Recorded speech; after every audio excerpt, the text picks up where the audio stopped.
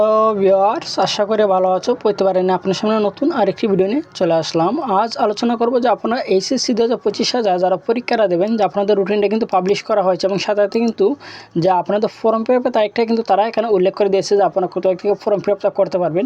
এখন এইচএসসি 2024 অকৃতকার্য হয়েছেন, অর্থাৎ যারা ফিল করছেন আপনারা কি কয়টি সাবজেক্টে ফর্ম ফিল আপ করবেন এবং কীভাবে করবেন একটু জেড কিন্তু আজকে ভিডিওতে আলোচনা করব। এবং এইচএসসি 25 যারা রেগুলার আছেন, যে আপনারা কি সবাই কি এই ফর্ম ফিল আপ করতে পারবেন কি না, আজকে এই নিয়ে আলোচনা করবো। তার জন্য ভিডিওটি সম্পূর্ণ দেখবেন, কোনো স্কিপ করবেন না।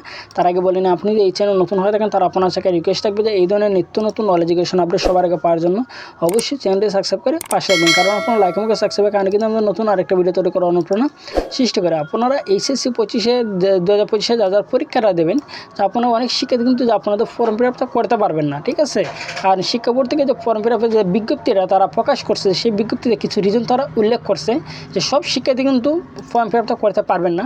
তো প্রতি বছরই কিন্তু অনেক শিক্ষার্থী যে ফর্ম ফিল আপ থেকে বাতিল করে, ঠিক আছে। এখন বলবেন ভাই কীভাবে, যেখানে তারা দেখতে পাচ্ছেন যে বিজ্ঞপ্তিটা হয়তো আপনার বিজ্ঞপ্তিটা অনেকে ডাউনলোড করছেন, করার পর কিন্তু সম্পূর্ণ হয়তো অনেকে পড়েন নাই, ঠিক আছে। হয়তো আপনার সামনে খান কিন্তু পড়ছেন বা অনেকে কিন্তু ডাউনলোডটা করছেন না, ঠিক আছে।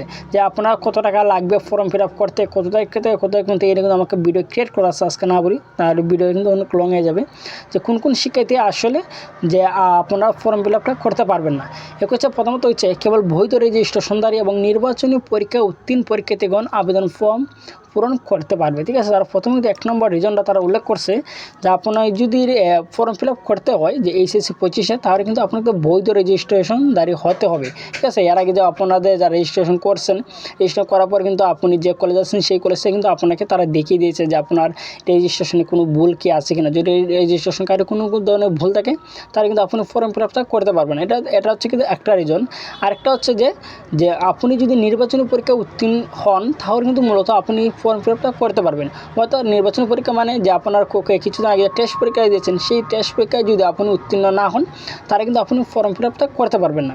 কোনো শিক্ষার্থী তার রেজিস্ট্রেশন বহির্ভূত কোনো বিষয় বা বিষয়সমূহের পরীক্ষা অংশগ্রহণ করলে উক্ত বিষয় বা বিষয়সমূহের পরীক্ষা কোনো রূপ গ্রহণযোগ্য ছাড়াই বাতিল করা হবে। অর্থাৎ আপনি যে রেজিস্ট্রেশন করছেন, রেজিস্ট্রেশনে কিন্তু আপনি কয়টি সাবজেক্টে পরীক্ষা দেবে প্রত্যেকটা সাবজেক্টের বিষয় কোড এবং সাবজেক্টের নাম কিন্তু লেখা আছে। যেগুলো সাবজেক্ট আপনার রেজিস্ট্রেশন কার্ড আছে সেগুলো রেজিস্ট্রেশনের বাইরে কিন্তু আপনি কোনো পরীক্ষায় অংশগ্রহণ করতে পারবেন না, ঠিক আছে।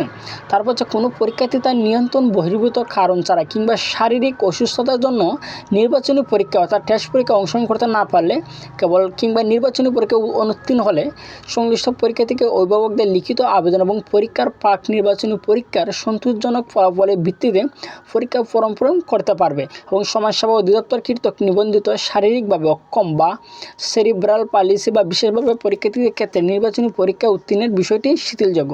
আশা করি বুঝতে পারছেন। তার শিক্ষা বোর্ড থেকে যে আপনাদের যারা ফর্ম পূরণ করতে পারবেন তারা এখানে উল্লেখ করে দিয়েছে। প্রথমত হচ্ছে যে আপনার রেজিস্ট্রেশন কার্ডটা কিন্তু বৈধ হতে হবে, কারণ রেজিস্ট্রেশন কার্ডে যদি আপনার কোনো ধরনের ভুল থাকে তার কিন্তু মূলত আপনি পরীক্ষায় কিন্তু অংশগ্রহণ করতে পারবেন না। এটা হচ্ছে একটা রিজন।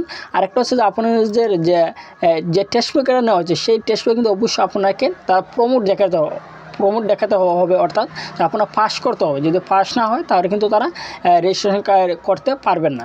আরেকটা হচ্ছে যে অনেক শিক্ষার্থী আছে যে হয়তো অনেক কিছু দুর্ঘটনার কারণে অথবা তার শারীরিক অসুস্থতার কারণে কিছু কারণে হয়তো আপনারা হয়তো যারা টেস্ট পরীক্ষা দেন নাই তারা মূলত যে আপনার লিখিত একটা আবেদন লিখে কিন্তু আপনি যে কলেজে আন্ডারে পড়েন সেই কলেজে লিখিত একটা আবেদন দিতে হবে এবং সেই আবেদনটা যদি তারা অ্যাপ্রুভ করে তাহলে কিন্তু মূলত আপনি রেজিস্ট্রেশনটা করতে পারবেন।